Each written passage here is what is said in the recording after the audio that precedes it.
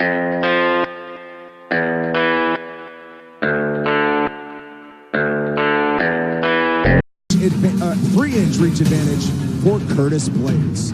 Setting the table one final time tonight is Bruce Buffer.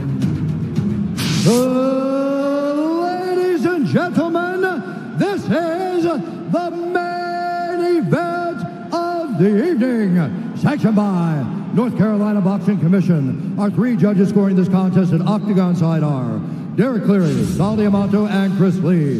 And when the action begins, our referee in charge of the octagon, Dan Mergliata. And now, for those in attendance and UFC fans watching around the world, this is the moment you've all been waiting for. Live from the PNC Arena in Raleigh, North Carolina, it's time! 5 rounds in the UFC heavyweight division. Introducing first, fighting out of the blue corner, a mixed martial artist holding a professional record, 21 wins, 6 losses. He stands 6 feet 4 inches tall, weighing in at 247 pounds. Fighting out of Salvador Bahia, Brazil, presenting the number 4 ranked heavyweight contender in the world and the former UFC heavyweight champion, Junior Chagano dos Santos.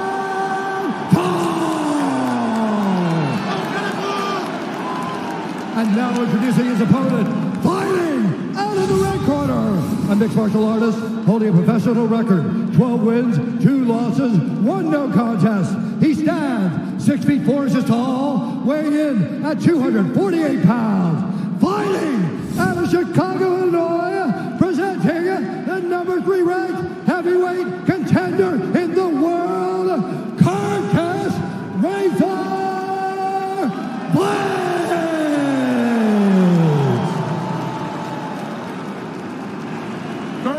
Junior. All right, gentlemen, we've been through the rules in the locker room. I want you to obey my commands at all times. I want you to protect yourselves at all times. If you want to touch close, do it now, and good luck to both of you. Back to your corners.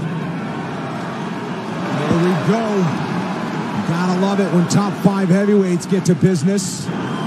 That's what we have here tonight. The 7th straight main event for Junior Dos Santos, the former champion. Second main event in his UFC tenure for Curtis Razor Blaydes, who's a -300 favorite. Tonight's Fight Clock is brought to you by Dave and Buster's, and the -300 favorite is in the blue. Junior Dos Santos as an underdog is in the black.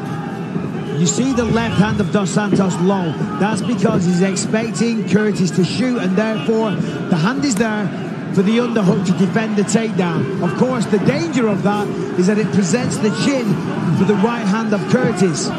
But it's not a bad move if his reflexes are fast enough to, you know, avoid getting knocked out by a right hand. It also makes the jab come from a different angle, right? Yes. The jab's not coming from the face now, it's coming from the bottom. And believe it or not, sometimes that's harder to read for Curtis. Whoa. Dips in there. Dos Santos on the run. There it is. Well, he landed a strike. He landed a strike there on Curtis. Look at that. And from Blaydes, but again, Dos Santos evading. That was great head movement by Junior. Junior and his team has really worked on one of his biggest weaknesses, I believe. When he would usually get pressured, he would try to rest against the side of the octagon. Now he's finding space so that Curtis can't trap him to get to his legs. And listen, I'm not trying to be funny here when I say this. The movement of Junior is really impressive, and it's going to help him get out of the way of the takedowns. And he's spent the last few months on a Brazilian version of Dancing with the Stars and all that footwork and coordination. I'm telling you, I'm not trying to be funny. I'm serious. Oh, nice right hand by Blaydes. He's pirouetting all over the place. My goodness, man.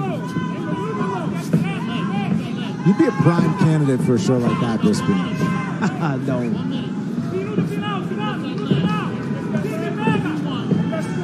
See, for Curtis, you know, I mean, you start to lose confidence if your entire game plan is to take him down. Oh, big right hand by Blaydes. You know, landed that multiple times. Curtis did say in the fight meeting the other day, he said, I will take him down. Mark my words, I'll take him down in round 1. And if he can't do that, he's close. But if you can't do that, see there, it starts to crush the soul. The morale starts to shrink, and you start to think, man, I can't carry out my game plan. Body kick for Blaydes, and it moves forward. But this is good from Blaydes. He started to mix it up, throwing kicks, coming with the punches. And Junior definitely felt them. You could see the look on his face. Clearly had decent impact. Oh! Goodness. Talk about loading up. 30-second break. Back to round 2 after this.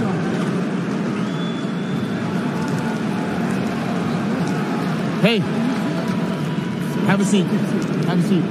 Breathe for a second. In the first round, Junior Dos Santos, in fact, has not been taken down since the first time he fought Stipe Miocic back in 2014. And he's shown good defense to keep his feet through the first 5 minutes here tonight. Yeah, he won that. He won that. That was a small victory, but he may legitimately be throwing the worst punch in MMA. It's one of my least favorite. That lead uppercut. You get hit there. The corner of Curtis said the right thing. Said, listen, you connected with the punches. You hurt him there. Now he's thinking about the punches. He's not thinking about the takedown. I mean, MMA is such a mental trip. It really is. You never know what your opponent's going to do. If you keep them guessing, you know, if you know they're going to shoot a double leg, then of course you prepare for it. But if you're unpredictable, you're throwing kicks, you're throwing punches, and then the takedowns come from nowhere. That's very, very hard to defend. Yeah, Curtis is doing everything well right now. But JDS has got to stop throwing that lead uppercut, man. He's got to throw it behind something. Yeah, but the last person I saw do that when Chuck looked. 1-2-1. Dos Santos is wobbled. Dos Santos is hurt. Blaydes trying to sense the finish. Knees to the body. This is it. Dos Santos is over. Curtis Blaydes ends it.